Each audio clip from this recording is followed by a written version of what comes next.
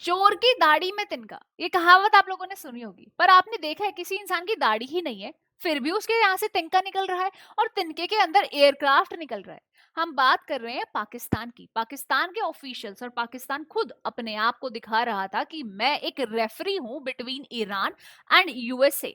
और अब जाके पता चलता है इसका बिहेवियर पूरा बायस था, ये एक्टिंग कर रहा था। और एक्टिंग भी किसके साथ कर रहा था? डोनाल्ड ट्रंप के साथ, जो खुद ही बहुत बड़ा एक्टर है।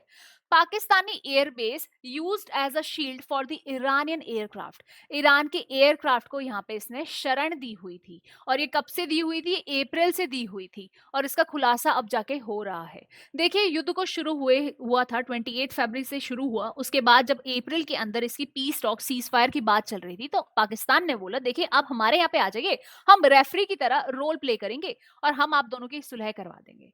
उसके बाद न्यूज आई कि पाकिस्तान ने 6 नए कॉरिडोर्स खोल दिए हैं, क्योंकि यूएस की नेवल फोर्स जो है स्ट्रेट ऑफ हॉर्मुज के ऊपर कब्जा करके बैठी हुई है।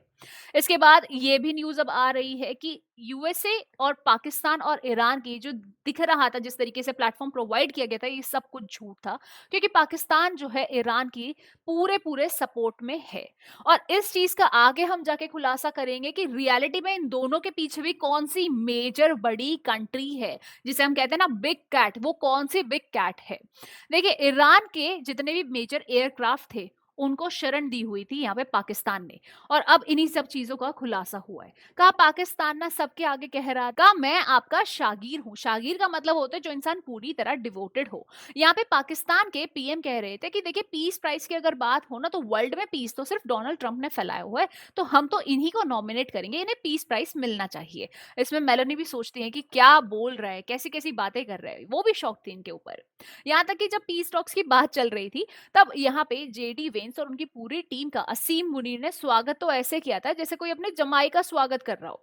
और उसके बाद क्या रिजल्ट आता है? रिजल्ट आता है कि वो तो पूरा बायस था ईरान की तरफ। ईरान की तरफ बिल्कुल झुके हुए थे। तो ईरान के एयरक्राफ्ट कहाँ पे पार्क थे? नूर खान एयर बेस पर पार्क थे। पाकिस्तान का एयरफोर्स बेस है नूर खान, जो बहुत पास में है रावलपिंडी के। तो यहाँ पर ये सारे एयरक्राफ्ट पार्क थे।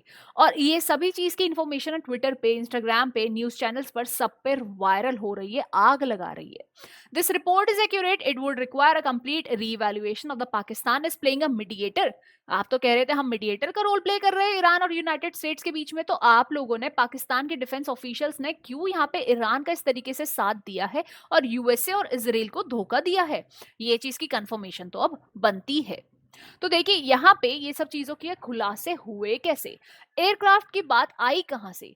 अभी हाल फिलहाल में अफगानिस्तान और पाकिस्तान का यहाँ पे थोड़ा क्लैश हुआ।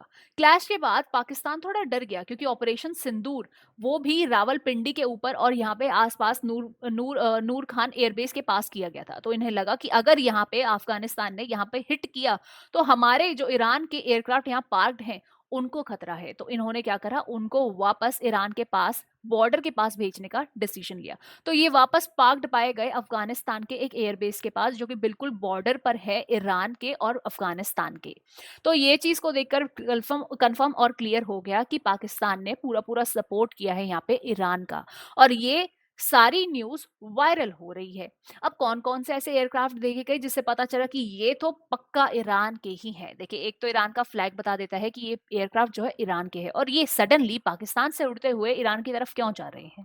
एयरफोर्स की अगर हम बात करें, RC-130 की या फिर लॉकहेड की C-130, हरक्लूज की हम बात करें, ये दोनों के दोनों जो आपके एयरक्राफ्ट हैं उड़ते हुए वापस नजर आए। जिसके बाद ये न्यूज जो है वायरल हो गई। पाकिस्तान के ऑफिशियल्स ने इस स्टेटमेंट को बिल्कुल डिनाई कर दिया। ये कहते हैं देखिए, हम ऐसा कुछ भी क्यों करेंगे, अगर हमें नूर खान बेस अगर देना होता तो हम ये चीज आप लोगों को बता के करते ना, कि हम लोग यहाँ पे शरण दे रहे हैं, हम हेल्प कर रहे हैं।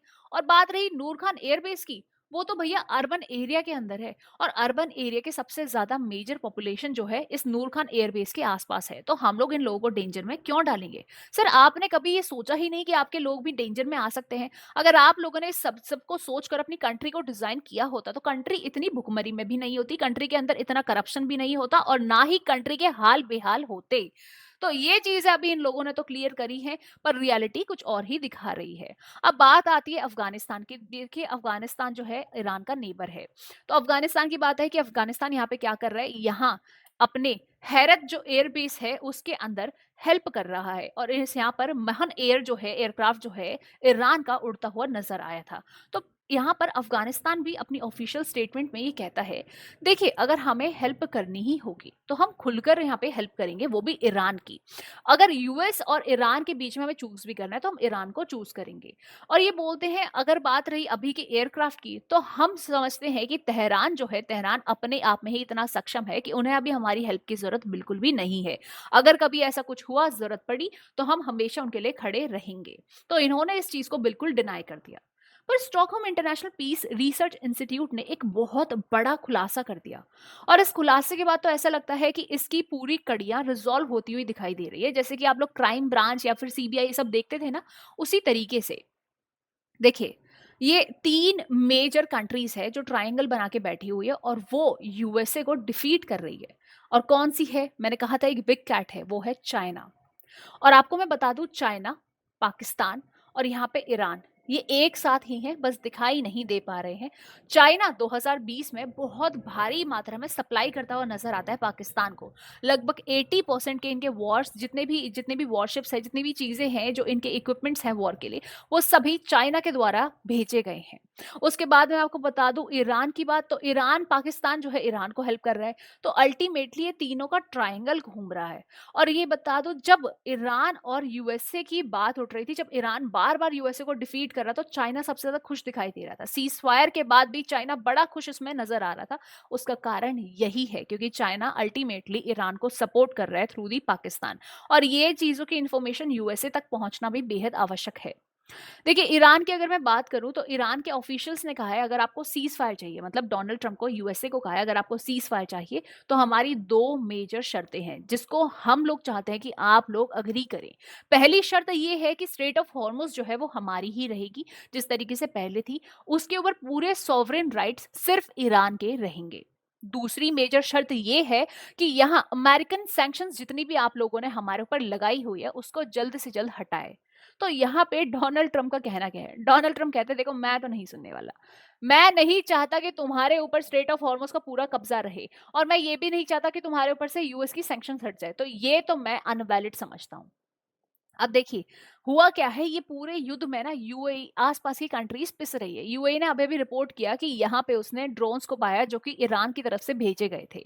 तो यूएई हुई, आसपास की जितने भी मेजर कंट्रीज है, सऊदी अरेबिया हुई, ये सारी कंट्रीज ना इस वॉर की वजह से झुलस रही है, इस वॉर की वजह से दुखी हो चुकी है। यहाँ तक कि सऊदी अरेबिया की अभी थोड़े समय पहले स्टेटमेंट थी कि अब यूएस के एयरबेस को, ऑफिशियल्स को ये मना कर देगी साफ कि हमारे यहाँ पे एयरबेसिस को यूज ना करें।